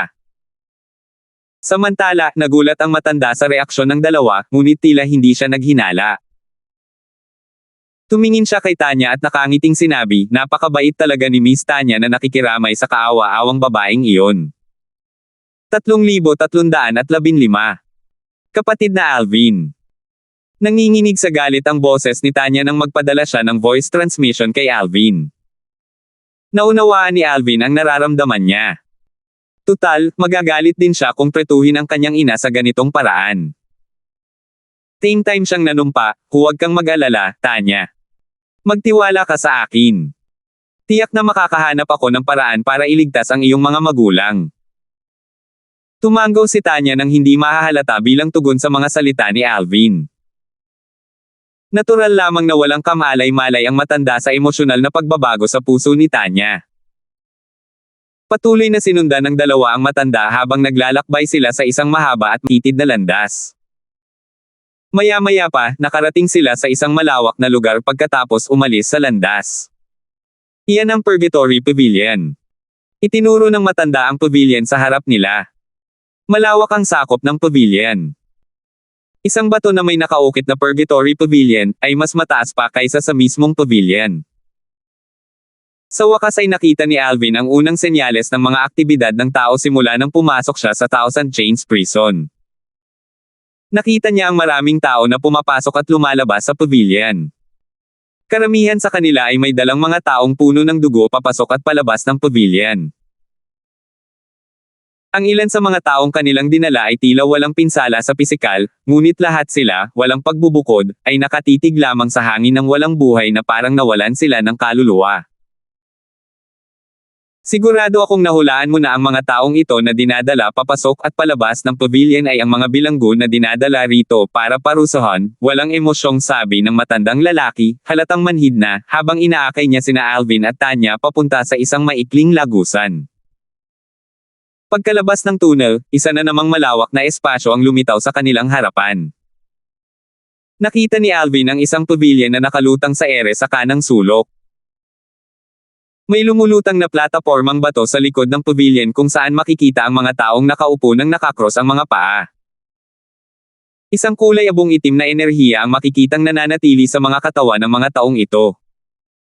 Malinaw na ang enerhiya ay mula sa batas ng kamatayan. Ito ang pavilion ng buhay o kamatayan, agad na sabi ng matanda. Hindi na kailangang sabihin, kahit na hindi ipinaalala ng matanda, alam ni Alvin na ang lugar ito ay ang Life or Death Pavilion at ang plataporma ay ang Life or Death Platform. Talagang may kakayahan ang panganay na senior sister. Bago pa man pumunta sa Thousand Chains Prison, kumbinsido na si Alvin sa kakayahan ng kanyang panganay na senior sister. Gayunpaman, pagkatapos pumunta rito, mas lalong tumaas ang kanyang pagtingin dito. Gayunpaman, hindi siya interesado sa life or death pavilion sa sandaling ito. Tiningnan niya ang matandang lalaki na tila bumagal bago niya sinabi, Elder Simmer, may mga bagay akong kailangan asikasuhin pagkatapos nito. Maaari ba kitang abalahin na dalhin kami sa bilangguan ngayon? Sige. Binilisan ng matanda ang kanyang lakad nang marinig niya ang mga salita ni Alvin. Kung si Alvin ay isa lamang ordinaryong kahangahangang disipulo, hindi siya magiging ganoon kagaan ang pakikitungo. Gayunpaman, handa siyang magparaya dahil ang pinakamatandang kapatid na babae ni Alvin ay ang head warden at ang pavilion master ng Life o Death Pavilion sa Thousand Chains Prison. Bukod dito, sa tatlong head warden, napakalakas niya kahit na siya ang pinakabata. Naisip niya sa loob-loob, dahil sa talento at kakayahan sa pag-unawa ni Head Warden Shu, malamang na babalik siya sa Heavenly Pool Palace bilang isang may titulong Celestial Emperor. Pagkatapos nilang umalis sa Life or Death Pavilion, pumasok sila sa isang tila walang katapusang lagusan. Nang sa wakas ay lumabas sila sa lagusan, isang napakalaking gusaling metal na parang kubo na may iisang pasukan lamang ang bumungad sa kanilang harapan. Sa sandaling ito, isang matandang lalaki at isang binata na kalalabas lang ng gusali ang lumapit nang makita nila ang matandang lalaki. Elder Simmer. Pagdating ng dalawa, tiningnan nila sina Alvin at Tanya nang may pagtataka. Sino ang mga taong ito? Nang marinig ang mga salitang ito, mataktikang sinimula ng matandang lalaki ang pagpapakilala. Sila ang mga bagong warden ng Thousand Chains Prison. Siya si Alvin, ang pinakabagong kahangahangang disipulo ni Lord Sultan, at siya ang ikatlong disipulo ni Lord Zenaida, si Tanya. Pagkatapos, sinabi niya kina Alvin at Tanya, ito si Elder Wang. Isa rin siyang elder sa Thousand Chains Prison. Ang binatang ito ay isa ring kahangahangang disipulo. Siya si Jose, ang pangalawang disipulo ng Cold Gloom Celestial Emperor. Alvin. Nang marinig ang mga salita ni Elder Simmer, malinaw na nagulat sina Jose at Elder Wang. Tutal, narinig na nila ang tungkol sa buhay o kamatayang laban ni Alvin kay Jordan, isa sa 5 nangungunang kahangahangang disipulo sa Heavenly Pool Palace. Nang marinig nila ang tungkol sa labanan, inakala nilang minaliit ni Alvin ang kanyang lakas. Natural lang, hindi nila ito sinabi ng diretso dahil ang panganay na nakatatandang kapatid ni Alvin ay isang head warden sa Thousand Chains Prison. Pagkatapos ng maikling katahimikan, bahagyang ngumiti si Jose at sinabing, Alvin, ang laban mo kay Jordan na may bahid ng buhay o kamatayan ay malapit na, di ba? Sayang naman at nasa tungkulin ako at kailangan kong lumiban sa isang kapanapanabot na laban. May bahid ng paghamak ang makikita sa mga mata niya nang tumingin siya kay Alvin. Patuloy niyang sinabi, tila nag-aalala, sundin mo ang payo ko. Mas makabubuti kung isusuko mo na ang laban mo kay Jordan. Walang sino man ang mag-aakala sa iyo dahil bata ka pa. Nang marinig ang mga salita ni Jose, natulala si Alvin. Nang makabawi siya, hindi niya napigil ang matawa. Kumunat ang noo ni Jose. Hindi niya maintindihan ang reaksyon ni Alvin. Sa sandaling ito, si Elder Simmer, na nakatayo sa tabi ni Alvin, ay nagsalita. Jose, malamang hindi mo alam na naganap ang labanan ni na Alvin at Jordan kaninang hapon. Ano? Nanlaki ang mga mata ni Jose nang marinig ang mga salita ni Elder Simmer. Ikaw. Naganap ba ang labanan kanina? Nakialam ba? Nakialam ba ang Verdant Prairie Celestial Emperor para sa iyo? Sa palagay ni Jose, ang guro ni Alvin na si Sultan ay tiyak na nakialam at pumihil kay Jordan sa pagpatay kay Alvin. Kung hindi niya inisip na posible para kay Alvin na makaligtas sa isang labanang may bahid ng buhay o kamatayan kay Jordan. Umiling si Elder Simmer at sinabing, patay na si Jordan. Sa katunayan, nang papatayin na sana ni Alvin si Jordan, dumating ang Profound Heaven Celestial Emperor na may balak na mamagitan. Gayunpaman, dinala ng Verdant Prairie Celestial Emperor at ng walang awang Celestial Emperor ang ating Palace Master sa arena sa kritikal na sandali. Dahil dito, nabigo ang Profound Heaven Celestial Emperor na iligtas si Jordan. Kumalat na ang balita tungkol sa labanan. Sigurado akong makakarinig ka pa tungkol dito kapag umalis ka na sa Thousand Chains Prison. Natulala sina Jose at Elder Wang. Matagal bago sila nakabawi ng katinoan. Samantala, marahang hinimok ni Alvin si Elder Seymour. Elder Seymour, ano? Sige. Hindi na nag-aksaya ng oras si Elder Seymour at pinangunahan sina Alvin at Tanya papunta sa pasukan ng gusaling metal bago ipinakita ang token na nakuha niya mula sa Internal Affairs Pavilion sa mga gwardya ng bilangguan. Pagpasok pa lang nila sa bilangguan, ang malungkot na iyak ng mga lalaki, babae, at mga halimaw ay umalingaw-ngaw sa tainga ni Alvin. Sabi ni Elder Seymour, sigurado akong nahulaan mo na ito ang mga sigaw ng mga bilanggo. Gayunpaman, karamihan sa kanila ay mga bilanggo na may mababang cultivation base. Natural lang na hindi gagawa ng ganoon kalaking ingay ang mga may mataas na cultivation base. Nang makarating sila sa harap ng isang hagdanan na pataas at pababa, natuklasan ni Alvin na ang mga sigaw ay nagmumula sa ibaba ng hagdan. Sa kabaligtaran, walang maririnig na tunog sa itaas ng hagdan. Kapag naka-duty ka, hindi mo kailangang magpatrolya sa bilangguan sa ilalim ng lupa. Gayunpaman, maaari kang pumunta at tumingin kung gusto mo. Gayunpaman, kapag may mga warden sa paligid, ang mga bilanggo na ito ay karaniwang hindi nangangahas na magdulot ng napakalaking kaguluhan dahil maaari silang patayin ng mga warden dahil sa pang-aabala. Nangangahas lamang silang gumawa ng kaunting ingay kapag walang mga warden sa paligid, sabi ng matanda, na halatang minamaliit ang mga bilanggo sa ilalim ng lupa. Kasunod nito, nagpatuloy si Elder Seymour sa pagpapaliwanag, may 3 palapag sa itaas ng lupa. Ito ang mga mahahalagang lugar. Kailangang magpatrolya ang isang warden sa isang palapag kapag sila ay naka-duty. Magpapatrolya sila sa bawat palapag sa loob ng 4 na buwan bago lumipat sa ibang palapag. Papunta na tayo ngayon sa unang palapag kung saan nakakulong ang mga disipulo at elder ng Heavenly Pool Palace.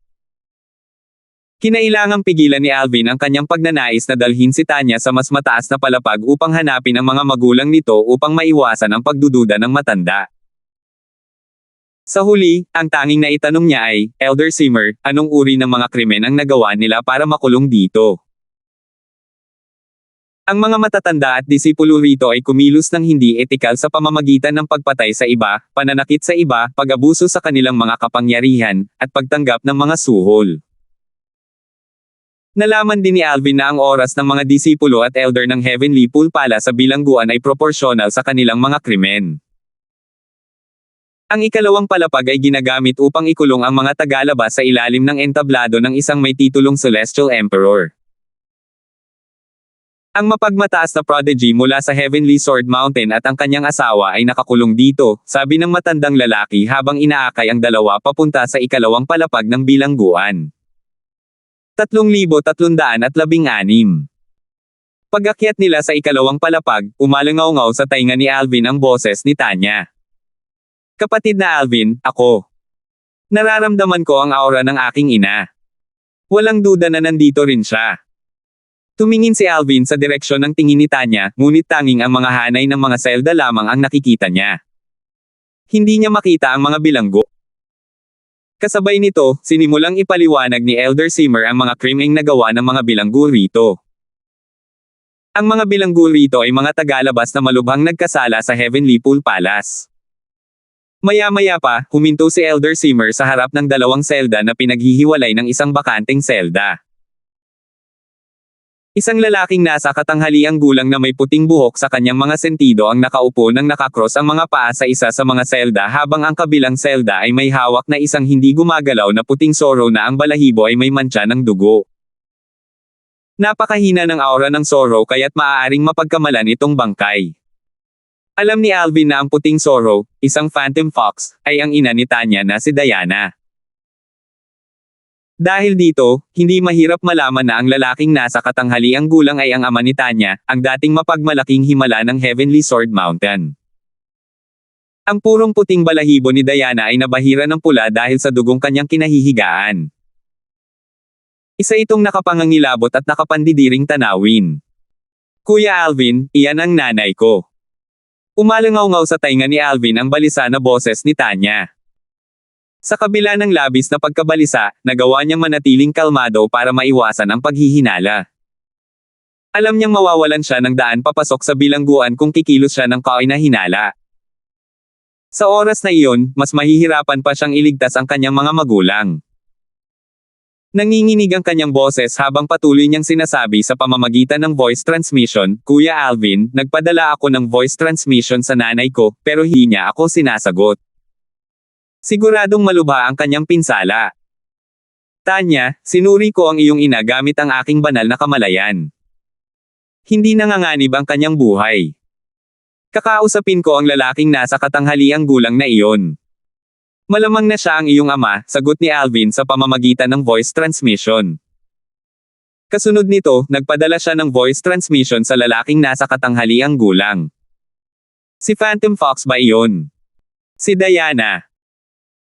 Ang lalaking nasa katanghaliang gulang na nakaupo nang nakakross ang mga paa at nakapikit ay agad na iminulat ang kanyang mga mata habang maingat na nakatingin kay Alvin. Sa palagay ng matanda, iminulat lamang ng lalaking nasa katanghaliang gulang ang kanyang mga mata dahil naramdaman niya ang kanilang presensya. "Sino ka? Paano mo nalaman ang pangalan ng asawa ko?" Tanong ng lalaking nasa katanghaliang gulang sa pamamagitan ng voice transmission. "Alam mo ba na may anak ka?" Tanong ni Alvin. "Oo," maingat na sagot ng lalaking nasa katanghaliang gulang, "Sino ka? Paano mo nalaman ang pangalan ni Diana, at paano mo nalaman na mayroon kaming anak na babae?" Sumagot si Alvin, "Nakatayo sa tabi ko ang anak mo. Panoorin mo ang reaksyon mo. Kung mabubunyag ang pagkakakilanlan niya, baka makulong din siya ng Heavenly Pool Palace." Nang marinig ng lalaking nasa katanghaliang gulang ang mga salita ni Alvin, agad na nagliwanag ang kanyang mga mata. Gayunpaman, nang marinig niya ang paalala ni Alvin, dali-dali niyang iniwas ang kanyang mga mata kay Tanya. Nakatingin lamang siya kay Tanya ng palihim. Upang maiwasan ang hinala, tiningnan niya ang mga ito ng may malamig na ekspresyon sa kanyang mukha. Gayunpaman, kapag hindi nakatingin ang matanda, lumalambot ang kanyang mga titig kapag tinitingnan niya si Tanya. Sumulyap si Elder Simmer sa lalaking nasa katanghaliang gulang at nagpaliwanag, siya ang mapagmalaking prodigy mula sa Heavenly Sword Mountain na nabanggit natin kanina, si Daylan. Siya ang sumire sa kasunduan sa kasal sa pagitan ng ating Heavenly Pool Palace at ng Heavenly Sword Mountain. Gaya ng sinabi ko kanina, naging mataktika ang Heavenly Sword Mountain para magkusa na ipadala siya sa atin. Ang puting Sorrow sa kabilang selda ay ang kanyang asawa. Sa palagay ko ay hindi ko pa nasabi ito kanina, pero kusa siyang pumunta sa atin. Umiling siya sa pagtatapos ng kanyang mga salita. May bahid ng awa na sumilay sa kaibuturan ng kanyang mga mata habang nakatingin sa walang malay na puting Sorrow. Tumanggaw si Alvin habang hawak ang kamay ni Tanya at sinundan ang matandang lalaki na nagsimula ng maglakad palayo. Samantala, nanatiling walang pakialam ang ekspresyon ni Tanya nang matamang tiningnan niya ang lalaking nasa katanghaliang gulang. "Tanya. Siya ang anak natin, Tanya. Ang mga mata niya ay katulad ng kay Diana. Sa katunayan, alam kong kamukha niya si Diana kahit natatakpan ng belo ang mukha niya." Naisip ni Daylan sa sarili habang ipinipikit ang mga mata pagkatapos umalis ng tatlo. Naguguluhan ang kanyang emosyon ngayong nakita na niya ang kanyang anak. Sa pinakamatagal na panahon, hindi alam ni Daylan na mayroon siyang anak na babae. Nang pumunta ang kanyang asawang si Diana sa Heavenly Pool Palace upang hanapin siya at nabilanggo kasama niya sa Thousand Chains Prison, saka lamang niya nalaman na mayroon silang anak na babae na nasa Spirit Overarching Heaven. Nang una niyang malaman ang tungkol sa pag-iral ng kanyang anak na babae, nagalit siya dahil iniwan ng kanyang asawa ang kanilang anak na babae at pumasok sa yungib ng mga leon sa pamamagitan ng pagpunta sa Heavenly Pool Palace. Gayunpaman, agad na nawala ang kanyang galit nang mapilitan siyang panoorin ang kanyang asawa na pinahihirapan sa harap niya. Noong panahong iyon, tanging pagkabalisa lamang ang kanyang naramdaman. Maaari lamang niyang ipagdasal na buhay at maayos ang kanilang anak na babae. Natanggap na niya ang katotohanan na malabong makilala niya ang kanyang anak na babae sa buhay na ito. Sino ang mag-aakala na ang isa sa dalawang estranghero na lumitaw ngayon, isang binata na nakasuot ng lila at isang dalaga, ay magiging anak niya? Sa katunayan, nang makita ni Dylan ang dalaga, bago pa man niya matanggap ang voice transmission ni Alvin, malakas ang kutob niya na anak niya ang dalaga dahil sa pagkakahawig nito sa asawa nito. Bago nawala si Alvin at ang iba pa sa paningin ni Dylan, same time na sinabi ni Alvin sa pamamagitan ng voice transmission, Senior Dylan, hahanap kami ni Tanya ng paraan para iligtas ka at si Senior Diana. Tanya. Nang marinig ang pangalan ni Tanya, mas lalong nakumbinsi si Dylan sa pagkakakilanlan ni Tanya. Paano magkakaroon ng pagdududa kung ang dalaga ay hindi lamang kamukha ng kanyang asawa kundi kapareho rin ng pangalan ng kanilang anak na babae? Iligtas mo kami. Labis na nagbago ang ekspresyon ni Dylan nang mapagtanto niya ang sinabi ni Alvin. Ang kanyang anak na babae at ang binata na nakasuot ng lila, na tila manugang niya, ay balak silang iligtas. Sana hindi kumilos ng pabaya ang mga hanggal na batang iyon. Hindi madaling makatakas mula sa Thousand Chains Prison ng Heavenly Pool Palace. Kung ganoon lang kadali, matagal nang nakatakas ang mga may titulong Celestial Emperor sa ikatlong palapag, nag-aalalang naisip ni Dylan sa sarili.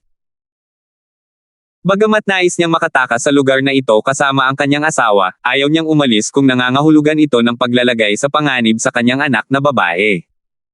Diana. Sigurado akong ganoon din ang nararamdaman mo sa akin. Bahagyang nanginig ang katawan ni Dylan habang nakatingin sa nasugatang puting sorrow. Dahil sa patuloy na pagpapahirap, kinailangan niyang bumalik sa kanyang tunay na anyo upang gumaling. Samantala, hinigpitin ni Alvin ang pagkakahawak sa kamay ni Tanya habang papunta sila sa ikatlong palapag ng bilangguan. Kasabay nito, tinanong niya ang cleansing divine water sa kanyang little world, Sister Water, mayroon ka bang mga ideya kung paano natin iligtas ang mga magulang ni Tanya? Dati, ipinagtapat ni Alvin sa World Cleansing Divine Water ang dahilan kung bakit siya nagpasyang magboluntaryo sa Thousand Chains Prison sa pag-asang makakatulong ito sa kanya na makahanap ng paraan upang iligtas ang mga magulang ni Tanya. Sa totoo lang, magiging mahirap na gawain ito. Nang marinig ang tugon ng World Cleansing Divine Water, nanlumo si Alvin. Tiyak na napakahirap nito kung kahit ang World Cleansing Divine Water ang magsabi nito. Maya-maya, nagtanong si Alvin, mga senior. Kung ipapahirim ninyo ang ama ni Tanya na si Dylan, ang 5 banal na elemento, para mapalakas ang kanyang lakas, makakatakas kaya siya mula sa Thousand Chains Prison. Bagamat alam ni Alvin na mapanganib na ilantad ang pagkakaroon ng 5 banal na elemento, upang mailigtas ang mga magulang ni Tanya, hindi siya nag-atubili.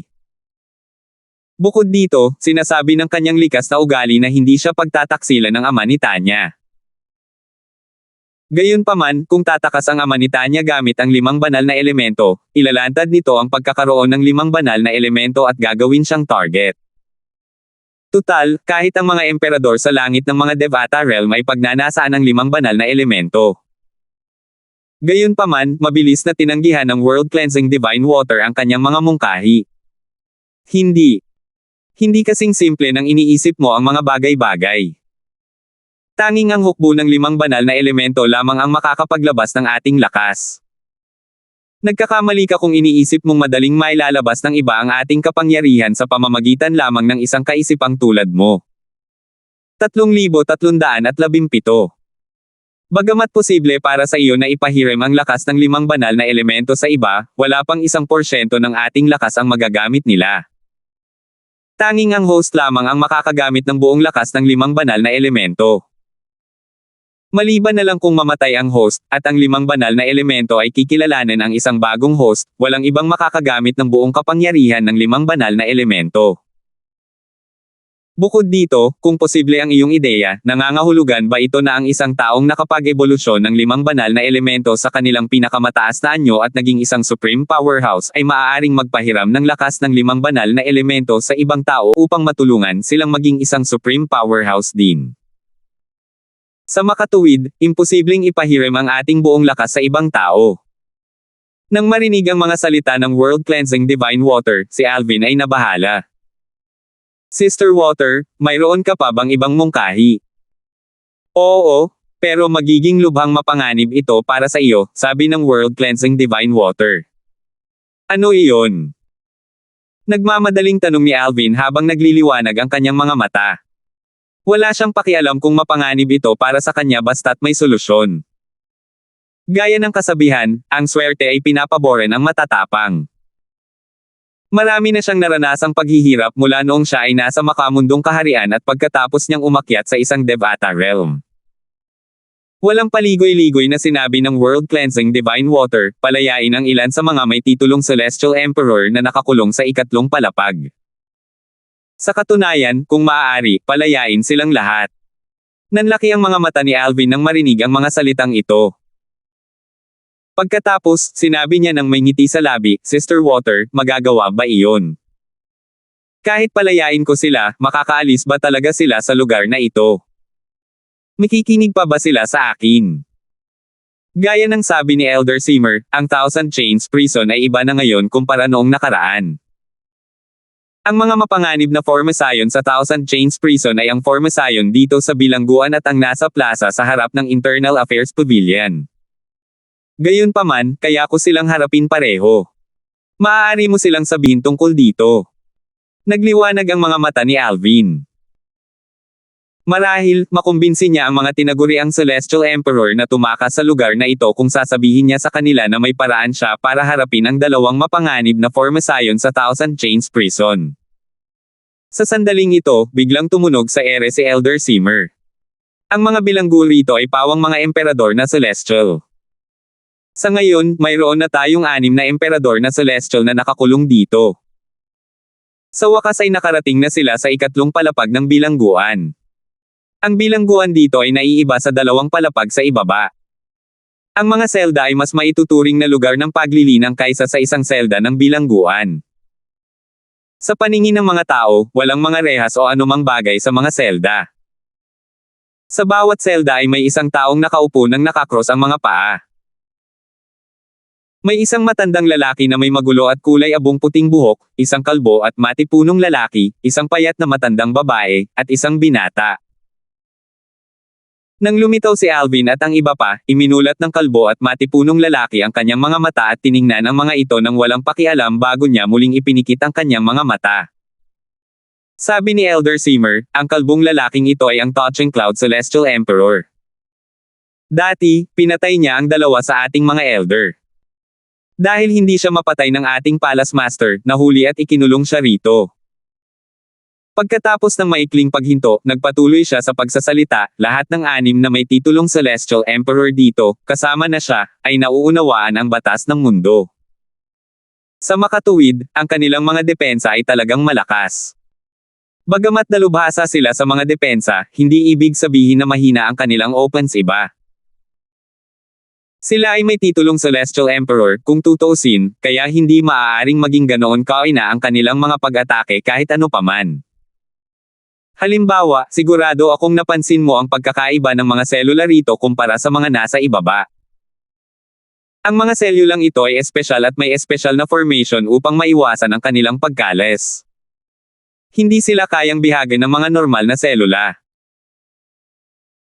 Para sa mga taong tulad ni Daylan sa ikalawang palapag na halos maihahambing sa isang may titulong Celestial Emperor, bukod sa pisikal na mga paghihigpit, mayroon tayong bahagyang mas mahinang formation kumpara sa mga narito na pumipigil din sa kanya. Kasunod nito, inilista rin ni Elder Simmer ang mga krimen ng iba pang 5 may titulong Celestial Emperor. Lahat sila ay maaaring pumatay ng mga miyembro ng Heavenly Pool Palace o nagudyok sa Heavenly Pool Palace. Bagamat mas malakas ang mga may titulong Celestial Emperor sa Heavenly Pool Palace kaysa sa mga may titulong Celestial Emperor na ito, medyo mahirap pa rin silang patayin. Dahil dito, sila ay nahuli at ikinulong sa Thousand Chains Prison. Bukod pa riyan, ang mga selyulang humahawak sa kanila ay nagiging sanhi ng kanilang bilis ng pagsipsip ng enerhiya ng espirito ng langit at lupa na napakabagal. Pinipigilan din sila ng mga selula na maunawaan ang kalaliman. Pinag-aralan ni Alvin ang ikalawang palapag ng bilangguan gamit ang kanyang banal na kamalayan kanina. Ngayong ginamit na niya ang kanyang banal na kamalayan upang suriin ang ikatlong palapag, napagtanto niya na ang paghihigpit sa paglilinang na binanggit ni Elder Simmer ay umiiral lamang sa ikatlong palapag. Elder Simmer, ang mga paghihigpit ba na ito ay mula sa mga formation sa ikatlong palapag? Tanong ni Alvin kahit alam na niya ang sagot sa tanong na ito. Tama iyan. May mga kakaibang formasayon dito na pumipigil sa mga tinaguriang Celestial Emperor dito na lumakas. Hindi magkukulang ng mga mahuhusay na bilanggo. Kung hahayaan silang lumakas, hindi magtatagal bago sila makatakas mula sa bilangguan. Tumanggo si Alvin. Sa katunayan, ang bilangguan ay napakaligtas. Hindi sila makakatakas. Kaya naman, kapag naka-duty ka, makakahanap ka lang ng lugar para magtanim. Wala ka nang masyadong kailangang gawin. Kapag natapos na ang oras, maaari ka nang umalis. Sige. Tumanggo si Alvin. Matapos ilibot sina Alvin at Tanya sa Thousand Chains Prison, inakay ni Elder Simmer ang dalawa palabas ng bilangguan. Samantala, si Tanya ay labis pa ring nababagabag ng kanyang emosyon nang bumalik sila sa ikalawang palapag. Nang makita ito, inalo siya ni Alvin sa pamamagitan ng voice transmission bago muling kinausap ang world-cleansing divine water. Sister Water, matutulungan ko ba ang mga magulang ni Tanya na makatakas sa pamamagitan ng palihim na pagpasok nila sa aking little world? Espesyal naman ang aking little world. May paraan ba para maiwasan silang matuklasan kung magtatago sila sa aking little world? Kung may mas simpleng paraan, iminumungkahi ko sanang palayain ang mga tinaguriang Celestial Emperor sa ikatlong palapag, sagot ng world-cleansing divine water, bagamat espesyal ang iyong little world, ang Thousand Chains Prison ay hindi isang ordinaryong bilangguan. Bukod dito, naitala na ang mga soul aura ng mga bilanggo. Sa makatuwid, halos imposible para sa kanila na maiwasan ang pagtuklas. Batay sa aking mga natuklasan, ang tanging paraan ay ang palayain mo ang mga tinaguriang Celestial Emperor. Pagkatapos ng isang paghinto, nagpatuloy sa pagsasalita ang world-cleansing divine water, gayunpaman, tulad ng sinabi ko kanina, ang paraang ito ay may kasamang maraming panganib at panganib. Hindi magtatagal at malalaman ng Heavenly Pool Palace na pinalaya na ang mga bilanggo. Kung mabubunyag ka, magiging kaaway ka ng Heavenly Pool Palace. Huwag mong kalimutan ang mga ugnayang dugo sa pagitan ng Palace Master ng Heavenly Pool Palace at ng Heavenly Emperor ng Boundless Heaven. Sa makatuwid, hindi mo lamang ipagsapalaran na gawing kaaway ang Heavenly Pool Palace, kundi tiyak na hahabulin ka rin ng puwersa ng Heavenly Emperor. Matapos makinig sa malinaw na pagsusuri ng world-cleansing divine water sa mga kalamangan at kahinaan, natahimik si Alvin. Hindi niya sinabi kay Tanya ang tungkol sa kanyang pag-uusap sa world-cleansing divine water. Pagkatapos umalis sa Thousand Chains Prison, habang sina Alvin at Tanya ay lumilipad pabalik sa kanilang cultivation place, hindi pa rin kumalma si Tanya. Pagdating nila sa kanilang cultivation place, agad siyang napaiyak. Hindi na niya napigilan ang kanyang mga luha, at hinayaan ang mga ito na umagos sa kanyang mukha. Isang masakit na ekspresyon ang makikita sa kanyang mukha habang sinasabi niya habang lumuluha, "Kapatid na Alvin, ang aking ina." Labis siyang nagdusa. Wala talaga akong silbi. Wala man lang akong magawa para sa kanya. Sa sandaling ito, bahagyang pinagsisihan ni Alvin ang kanyang desisyon na dalhin si Tanya sa Thousand Chains Prison.